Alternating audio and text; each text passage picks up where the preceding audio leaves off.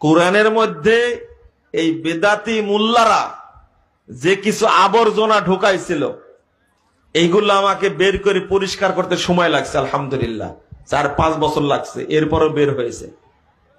তো কি ঢুকাইছে? কোরআনের মধ্যে রুকু ঢুকাইছে। কি ঢুকাইছে?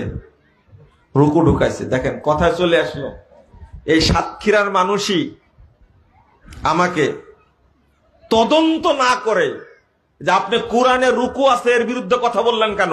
আপনি জানেন না আমিরে জামাত যে কোরআন ছাপাইছে অনুবাদ, তার মধ্যে রুকু আছে? আমি বললাম যে আমিরে জামাত কোরআনের মধ্যে রুকু দিয়েছে, আমার কি তাতে? গালেব স্যার কোরআনের মধ্যে রুকু সংযোগ করে কোরআনের অনুবাদ ছাপাইছে, আমার তাতে কি? তো বলছে এটা আপনি দেখেননি। আমি বলছি আমার দেখার দরকার নাই, এই রুকু কোরআনে যোগ করাটাই হারাম। এটা যোগ